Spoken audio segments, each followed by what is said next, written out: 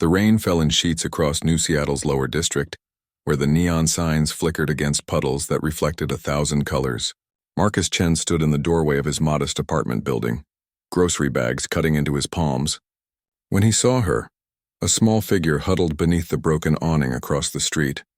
At first glance, she looked human enough. But Marcus had lived in this city long enough to recognize the telltale signs, the faint iridescence of her skin under the streetlights, the way her fingers had one too many joints, the subtle ridge along her jawline that marked her as Valeron. His daughter Emma tugged at his jacket. "Daddy, that girl looks cold," Marcus sighed. He had enough problems, a 5-year-old to raise alone, 2 jobs to juggle, and rent that seemed to climb higher every month. The galactic integration had brought alien refugees to Earth by the millions, and while Marcus held no prejudice, he also knew he couldn't save everyone. "Come on, sweetheart. Let's get inside," but Emma didn't move. She stared at the alien girl with those big dark eyes that had inherited her mother's stubborn compassion. Mama would help her. The words hit Marcus like a physical blow. Sarah had been gone for 2 years now, but her ghost still guided his conscience. He looked at the Valeran girl again. She couldn't have been more than 18 in human years, shivering in clothes that were threadbare and soaked through. "Wait here," he told Emma, handing her the groceries. The girl looked up as Marcus approached. Her eyes, large and amber with vertical pupils, widening in fear. She scrambled to her feet, ready to run. "Easy," Marcus said, raising his hands. "I'm not going to hurt you." "Do you speak English?" She nodded slowly, her voice barely a whisper. "Yes, I am sorry. I will move. When did you last eat?" The question seemed to confuse her. 3 days, 4? I am not certain." Marcus made a decision that would change his life forever. "I've got leftovers. Not much, but enough. Come on." The girl, she said her name was Lyra, had been in New Seattle for 6 months. She'd fled her homeworld when the Kryn Dominion had invaded, watching her family die in the bombardment. Earth had promised sanctuary, but sanctuary didn't include housing, jobs, or food. The refugee camps were overflowing, and those who couldn't find sponsorship often ended up on the streets. "You can stay on the couch," Marcus had told her that first night. "Just for a few days until you figure something out." Days became weeks. Weeks became months. Lyra proved herself invaluable. While Marcus worked his shifts at the shipyard and drove freight at night, she watched Emma.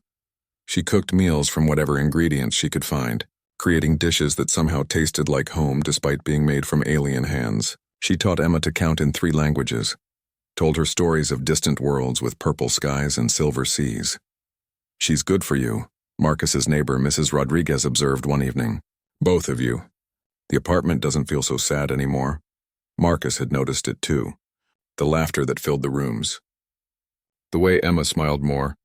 The way he'd started looking forward to coming home, knowing 2 people waited for him instead of just his daughter's lonely face pressed against the window.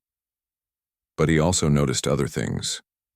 The way Lyra's hand would linger on his shoulder when she handed him coffee. The way she'd learned to make his eggs exactly how he liked them without him ever asking. The way she'd look at him sometimes with an expression he couldn't quite decipher. Gratitude mixed with something deeper. Something that made his heart race in ways it hadn't since Sarah. One evening, after Emma had fallen asleep, Marcus found Lyra on the balcony staring at the stars. 3 moons hung in Earth's sky now. Orbital stations that housed millions of off-worlders. "Having regrets?" he asked, joining her. "About coming here?"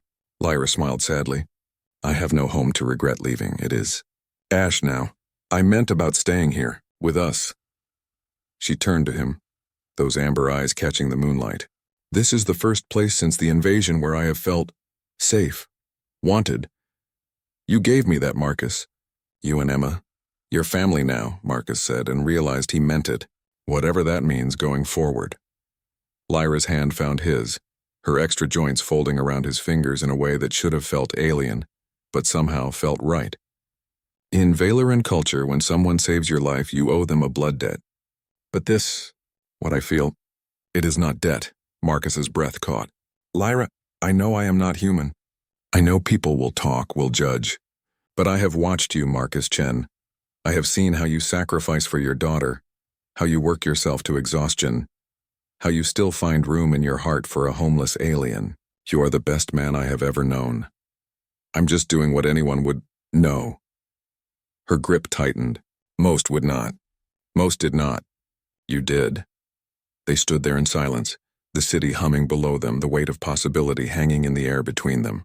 Marcus thought of Sarah, of the promise he'd made to always honor her memory, but he also thought of the future, of the life growing in this apartment, of the woman beside him who had become so much more than a roommate. Emma asked me something today. Lyra said softly. She asked if you could marry an alien.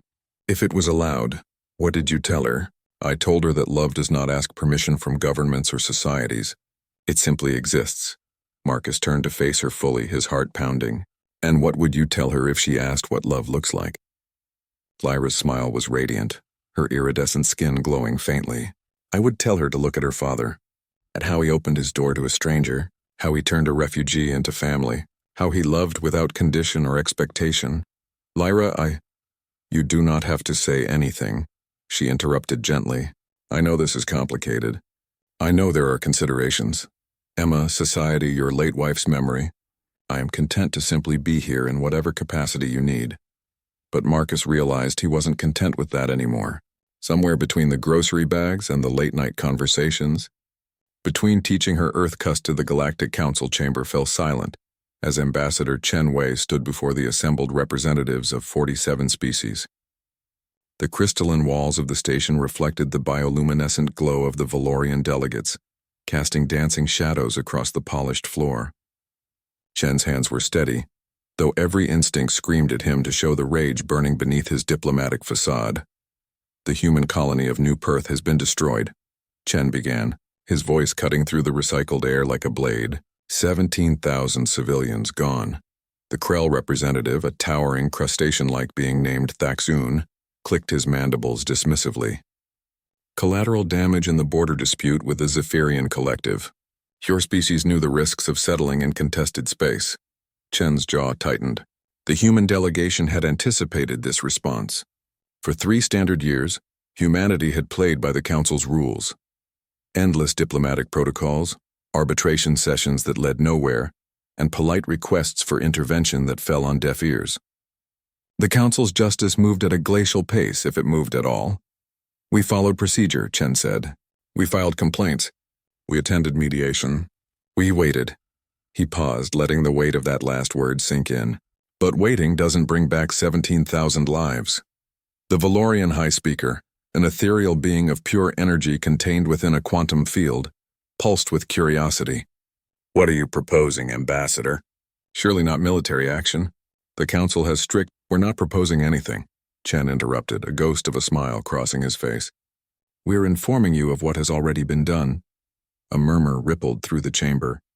The Krell shifted uncomfortably in his fluid tank. Even the normally stoic Archon representatives leaned forward, their multiple eyes focusing intently on the human. Chen activated the holographic display. Images flooded the center of the chamber. Zephyrian military installations reduced to slag, their fleet scattered and burning, their high command in custody aboard human vessels. 72 hours ago, the Terran Defense Force enacted what we call proportional response, Chen explained. We identified every military asset involved in the attack on New Perth. We traced the chain of command.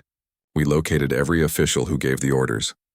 The images shifted, showing precision strikes that somehow left civilian areas untouched. And we removed them from the equation. Thaxoon rose to his full height, his voice booming. This is an outrage. You acted without Council approval. This is exactly the kind of savage behavior we expected from your species. Savage? Chen's voice dropped to a dangerous whisper.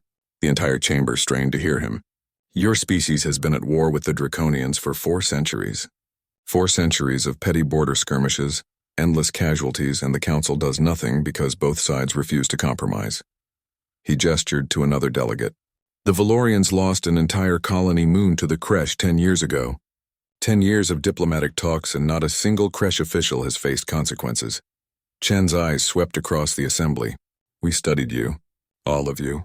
We learned your languages, your customs, and learning about the stars she'd left behind. He'd fallen for this alien girl who'd been homeless and hopeless until she wasn't. What if I want more? He asked. The hope that bloomed across Lyra's face could have lit the entire city. Then I am yours, Marcus Chen, for as long as you will have me. He kissed her then under 3 moons and 1,000,000 stars, and it felt like coming home.